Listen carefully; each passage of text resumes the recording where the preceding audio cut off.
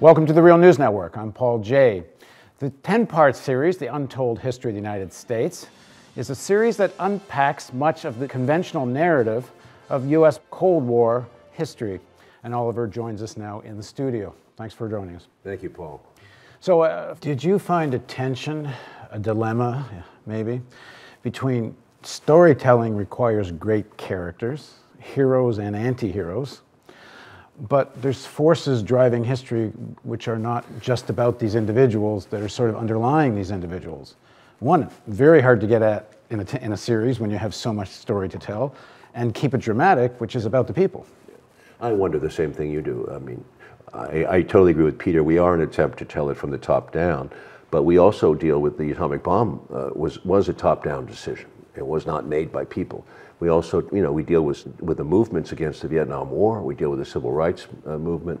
We deal with the nuclear freeze movement in 1980s against Reagan.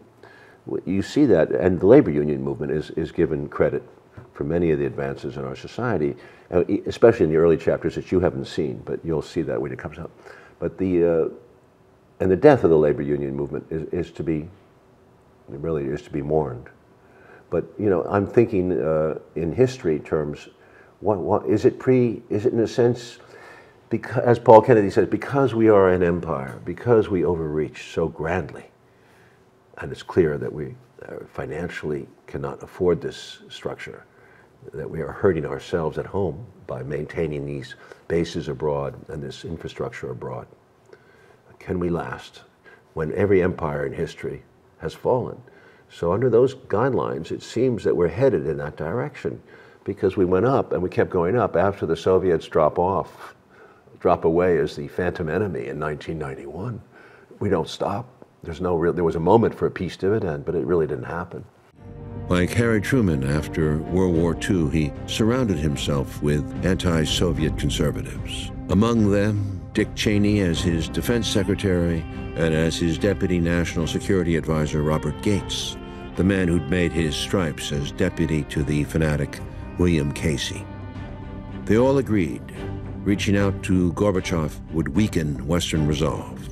Whereas Gorbachev was calling for eliminating tactical nuclear weapons in Europe, an offer most Europeans applauded, the United States countered that the Soviet Union should remove 325,000 troops in exchange for a U.S. cut of 30,000. And within a year, Bush was in Kuwait, and we were in Panama a month after the Berlin Wall was torn down. We had no intention of stopping. Our signals to Gorbachev were clearly expansionary. NATO kept expanding with Clinton and Bush 43. So what was the... it seems that we are not in control of the empire. There is this dominant force in history that pushes every country to maximize its power. When it has it, it never can give it up. It never can retreat. I'm not a historian, so I'm talking out of my intuition. I think the Ottoman Empire is interesting because it lasted for so long, because it didn't, although they were aggressive, they didn't expand to the degree that other empires have. Also, the Chinese empires are interesting because they have essentially stayed within their realm, their sphere. In the end, you said that the curve of the ball could have broken differently. Yeah. Yeah. And I guess if I have an argument with the series, is that I don't think it could have. Huh. That if it hadn't been Truman, it would have been someone else. That the objective circumstances was, coming out of World War II, this was a one superpower world. It was America's oyster. Yeah. The system would have given rise to a president that would have taken advantage of it. There was an enormous military complex created by the end of World War II. They weren't going away. The curve of the ball could have broken differently, correct? That was my line. Yeah. I remember that, because I feel that it could have, and you never know, and you'll never know, because Claude Pepper was 7 seconds away. And I think that was a breakthrough moment, because I think Claude Pepper, if he had reached the podium, he would have had the House. They had to close him down. It was a mistake. There was no way. Just quickly to remind everybody, you got to go back and watch this part of the series or our interviews. Wallace is about to get the nomination for vice president, and they close down the convention, and Pepper can't get there. That was an emergency situation. But few now remember how close Wallace came to getting the vice presidential nomination on that steamy Chicago night in July 1944. It was here that Roosevelt committed the greatest blunder of his splendid career, acceding to the party boss's choice of Harry Truman. But let's say Pepper had gotten there, then he would have been... and my argument would be he would have been shot. Perhaps, but You're being hypothetical. Well, what I'm getting at is that the sort of political, economic forces that have emerged out of the way capitalism developed in the United States over 100 years. Well, could you have predicted that Eisenhower would become such a cold warrior after having been the general in World War II? Did Dulles have a nefarious influence on him? Why, when Stalin died, did he not make an effort to respond more positively to the Soviets? Or John Kennedy's death in Dallas in 1963 is a freaky, but a well-planned assassination. But he was, if he had paid an iota of attention to having a bubble on the limousine, to taking better care of himself, to not going to Texas with Lyndon Johnson, who wanted him to go, and not going to hunt, because Adlai Stevenson had been attacked in Dallas a couple of weeks before. There had been attempts on Kennedy's life in Miami and Chicago, that he knew he was in the crosshairs. I don't know why he was so, a little bit, how would you say, I used the word in the series, aloof from fear. We'll go back to one of the things that has always bothered me, intrigued me, and still does at the end of the series is why Eisenhower makes this anti-military industrial complex, I shouldn't say anti-militarist speech. In his remarkable farewell address of January 1961, Eisenhower seemed to understand the monstrosity he had created and seemed almost to be asking for absolution. We have been compelled to create a permanent armaments industry of vast proportion. 3.5 million men and women are directly engaged in the defense establishment. The total influence, economic, political, even spiritual, is felt in every city, every state house, every office of the federal government.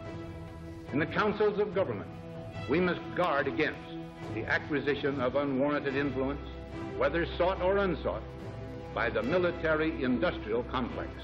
We must never let the weight of this combination endanger our liberties or democratic processes. And it kind of just hit me today. That is what Eisenhower, now we know he's a cold warrior. We know Eisenhower is an imperialist. Eisenhower wants America to dominate the world, and as you laid out very graphically. Intervened in so many countries for the first time, third world countries, really on an extensive level. And set the whole pattern. You didn't mention it in your series, but you do mention Iran, but you could also mention the development with the Saudis in terms of projecting Saudi power throughout the Middle East and so on and so on. Well, that starts with Roosevelt too. Yeah, with the meeting with Ibn Saud, yeah. But is what Eisenhower is saying is, don't let foreign policy be driven by short-term economic interests of the political power of arms manufacturers. Right. Have a more rational imperialism that it projects power in the interests of the whole of imperialism. Because I'm wondering if that isn't what we're seeing right now. That Obama's saying that about Iran. Iran isn't our problem. Our strategy has to be all looking at China.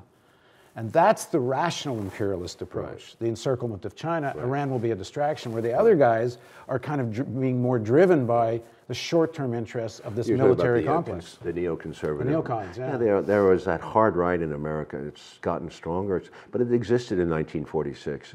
It started to exist during the Roosevelt era. Roosevelt fought them successfully, but they really were, I would say, radical people started to appear on the stage from World War II on, but 44 and getting rid of Wallace, 46, the elections, they used to, the Republicans said that you're either a Republican or you're a communist, basically. They were saying the Democrats are in collusion with the communists. They were accusing Truman of being filled with spies, leaks, holes, sleeping with communists, you know what it was insane, and it continues now. So every time you get the Irans, the North Koreas, but you're right, the bigger issue is still the imperialism of Obama. He is an Eisenhower in the sense that he's moving the game to the east. But he decided that a couple of years ago. We're winding down Iraq, we're winding down Afghanistan. That's what Hillary Clinton said. And we're looking to China, the pivot to Asia. In November 2011, Secretary of State Clinton threw down the gauntlet on China. writing, as the war in Iraq winds down and America begins to withdraw its forces from Afghanistan, the United States stands at a pivot point. Calling this America's Pacific Century, she meant a substantially increased military involvement in the Asia-Pacific region to contain China. I mean, I think Obama is essentially Brzezinskian. Brzezinskian or Kissingerian? Well, Brzezinski's against any war with Iran for the same reasons that the issue should be China. I think the United States is making a huge mistake with all these people. We have to change our foreign policy. We should accept what I would call regional balance, regional power. And in some ways, I think Kissinger would, if this were a perfect world, would agree with me that there was a balance of power is necessary. And we are a hegemony right now. We are a dominant unipower. We want to keep it that way. Hillary Clinton has announced it, and in fact, Obama has seconded that, right? But where are we? We can't do it. And as Alfred McCoy points out in chapter 10, we may possibly go against the odds, beat the odds with space. He's pointed out that the Nazis thought they could dominate with technology forever. Historian Alfred McCoy delineated the real stakes when he wrote, as early as 2020, the Pentagon hopes to patrol the entire globe ceaselessly, relentlessly, via a triple canopy space shield, reaching from stratosphere to exosphere, driven by drones armed with agile missiles. The triple canopy should be able to blind an entire army by knocking out ground communications, avionics, and naval navigation. But as McCoy cautions, the illusion of technological invincibility and information omniscience has failed arrogant nations in the past, as the fate of Germany in World War II and the U.S. in Vietnam attest.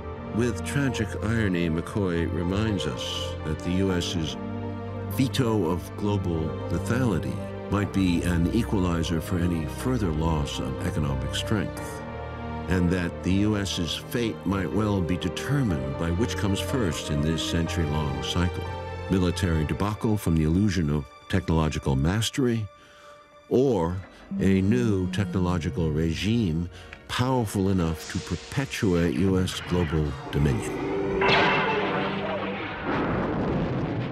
Obama, in winding down Iraq and Afghanistan, has announced that he would be basically pivoting towards Asia. And although we don't have the military strength quite in the same proportions we do, he's announced cuts in the infantry and, of course, more money for cyber warfare. So we still have, and we're looking for full spectrum dominance of the world, which is on air, land, sea, space, and cyberspace. And we are there. We always announce our new programs, like in cyberspace, as a defensive maneuver against the superiority of another system, such as the Chinese or the Russian system or the Iranian system. But we're the ones who instituted cyber warfare with Iran. So now when we get this feedback of Stuxnet, whatever it was called, these viruses that are coming in, you have to wonder where we played the role in starting this thing. As we did with technology. If we sell 78% of the world's arms, we're causing the problem, because we're making the world far more intense, more ferocious. We sent $12 billion in arms sales, Mr. Obama made to Taiwan over 2 years, in 2010 and 11, I believe. The Chinese are infuriated. We've made military alliances, weaponry sold to Japan. Japan is heavily armed. So is South Korea. The Philippines, Australia, Vietnam, Thailand. If I were Chinese, I would not feel comfortable in the United States, but as Peter and I said in the series, this is like the containment policy that we exercised against the Soviet Union. Yeah, there's this group in Washington, I think they call themselves the Blue Group, which is essentially a sort of foreign policy group whose fundamental premise is it's all about China. So Iran's a diversion, China's the issue. But let me just, we're almost out of time because I know you have to run, so let me just have one other kind of critique. Yeah. You end the series with a quote from President Kennedy, which essentially is, we're all on the same planet, we all breathe the same air. Yeah. And in the interview, you've used a lot of we. You know, we're doing this, we're doing that. You know, there's certain people in this country who do profit from all of this foreign policy, and a lot of people who don't. President Obama keeps saying this, we're all in the same boat, no red states, no blue states, just the United States. And even Jon Stewart did this at his thing on the Hill, we're all in this together. But we're not all in this together.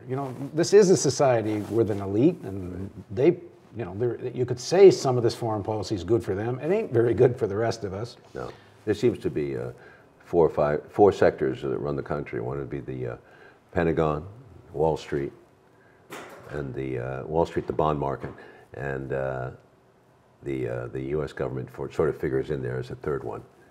And I would say the media. I would say those four sectors pretty much dominate the way we think and the way we act. Now the we is the government, it's the official we. Us is the unofficial, that's the most of us, the vast majority. And how do we get power back? History has shown us the curve of the ball could have broken differently. These moments will come again in a different form. Will we be ready? Calming down the situations that occur, letting things happen without overreacting, seeing the world through the eyes of our adversaries. This way lies in sharing in the needs of other countries with true empathy and compassion, trusting a collective will of this planet to survive the coming period, ending the threats of nuclear annihilation and global warming. Can we not surrender our exceptionalism and our arrogance? Can we not cut out the talk of domination?